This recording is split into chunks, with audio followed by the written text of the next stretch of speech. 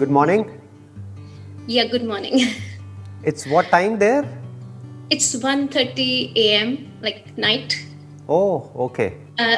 Brief introduction of myself. So I'm Shinu. I was a dentist in India for about 14 years. And we recently moved in 2018 here in Canada, Ottawa. Me, my husband, my 12-year-old son, and a small dog.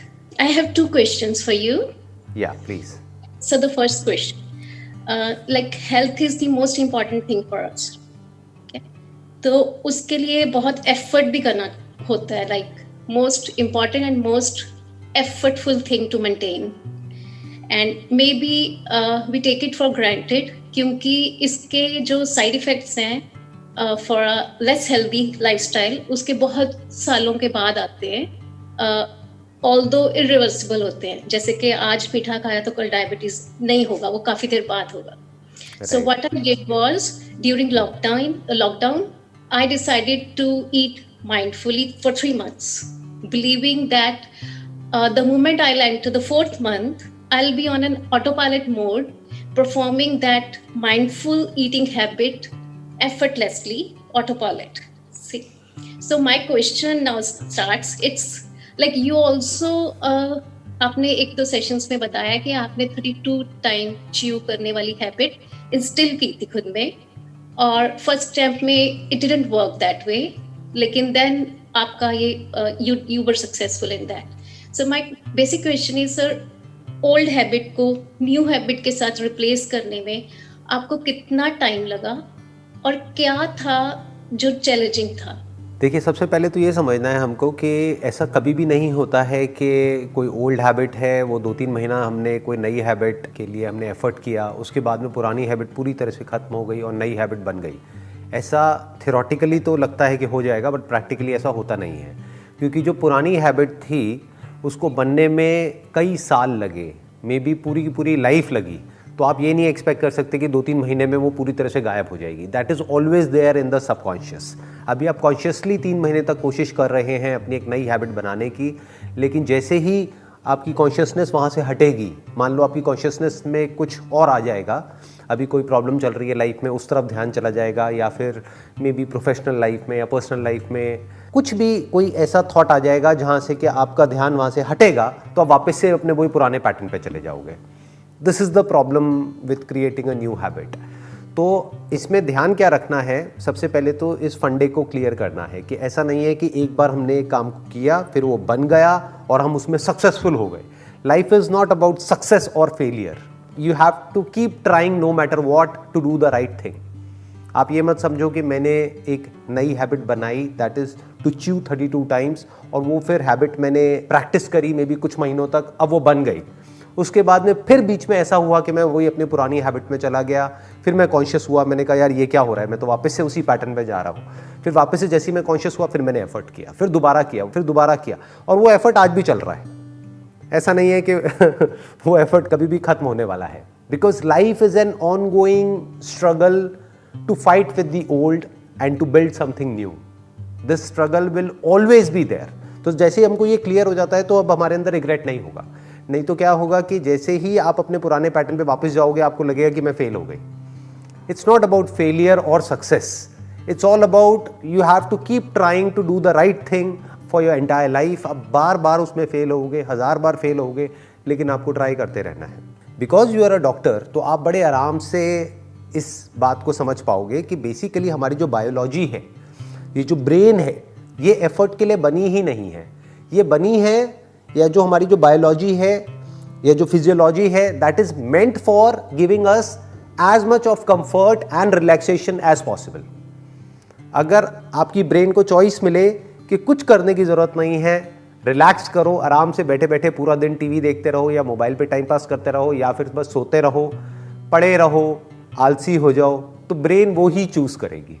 सब brain like इतनी powerful machine है, सबसे ज़्यादा powerful machine है। तो आई am really sometimes surprised कि इसको पता नहीं चलता कि this is right, this is wrong, और इतनी इतनी पावरफुल मशीन है तो इसको अगले दिन से ही, I mean it should implement that in human life के okay this is good, this is bad. I am really sometimes surprised. देखिए, ब्रेन के लिए कुछ भी सही और गलत नहीं है। ये जो सही और गलत है ना, ये आपके इंटेलेक्चुअल कॉन्सेप्ट्स हैं, ये हमारे माइंड में पड़े हुए हैं। ये वाले जो कॉन्सेप्ट्स हैं, ब्रेन के लिए कुछ भी सही और गलत नहीं है। हाँ, ब्रेन की अपनी या बॉडी की अपनी एक डिफ़ॉल्ट सेटिंग है, और आप वो कह सकते हो कि उसके लिए हमको नेचर के पास होना पड़ेगा। बट रियलिटी क्या है कि हम लोग नेचर से इतना दूर हैं जिसकी कोई हद ही नहीं है। मतलब कि जानवर जो है बेसिकली, अगर आपने बात करी अपने डॉग की, तो आपका जो डॉग है वो नेचर के पास है, तो जैसे उसका पेट भर जाएगा वो रुक जाएगा, वो छोड़ देते हैं। या फिर कुछ आप उसको ऐसा खाने के लिए दोगे जो कि जिसमें कुछ मिला हुआ है, तो या तो वो वॉमिट कर देगा या वो सूंघेगा और फिर वो खाएगा ही नहीं, वो उसको छोड़ देगा। तो इसका मतलब वो नेचर की इंटेलिजेंस के पास है। बट द क्वेश्चन इज कि अब हमको दूर कौन करता है? एक बच्चा तो पास है, जो बच्चा अभी न्यू बॉर्न बेबी है, उसको पता है कितना खाना है, कितना पीना है और फिर रुक जाना है। ये जो थॉट हमारा ऑपरेट करता रहता है, जिसको हम इतनी ज़्यादा इंपॉर्टेंस देते हैं, success, ambition, desires, future, past, ये उसमें इंटरफेयर करता है। ये जो थॉट है, इसकी वजह से we are not at ease. What is disease? अगर मेडिकल टर्म्स में बोला जाए, dis ease, when your body और your mind is not at ease, that is a disease. तो इस डेफिनेशन के अकॉर्डिंग देखा जाए तो हम सब बीमार हैं। क्यों? Because our mind is not at ease. Mind में क्या गड़बड़ करता है? Whether there is a craving for pleasure और एन एवर्जन फॉर पेन, दोनों ही माइंड की जो ईज वाली जो स्टेट होती है उसको खराब कर देती है। बट हम इन दो के अलावा और जीते ही कहां हैं? माइंड के अंदर से अगर आप ये दोनों निकाल दो, that is craving for pleasure और एवर्जन फॉर पेन, तो माइंड ऑपरेट करना बंद कर देगा। बट 24 घंटे हमारा माइंड ऑपरेट करता रहता है, जिसकी वजह से जो नेचुरल हमारी जो बॉडी की इंटेलिजेंस है वो ऑपरेट नहीं कर पाती है, वो उसको ओवर रूल कर चुकी है।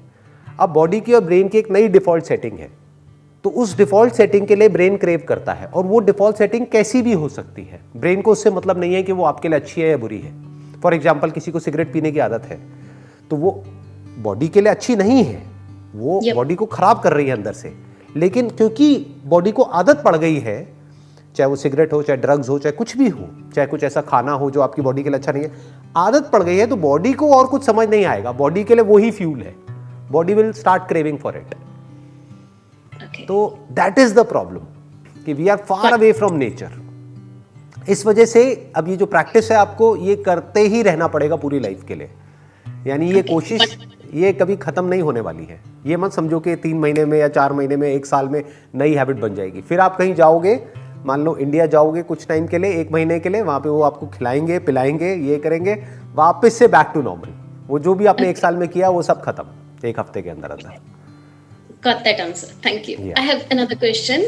Please. Sir, मैंने थोड़ा सा नोटिस किया है कि हमारे around most of the people nowadays उनमें कुछ कैरेक्टर्स कॉमन होते हैं, ट्रेट्स जो हैं, जो मतलब मुझे डिस्टर्ब कर रहे हैं कि क्यों हैं जबकि वो अच्छे नहीं है। I mean, I am not affected by those, but I have to tell my son and I have to justify why they are not good. So, like the first one is to belittle others.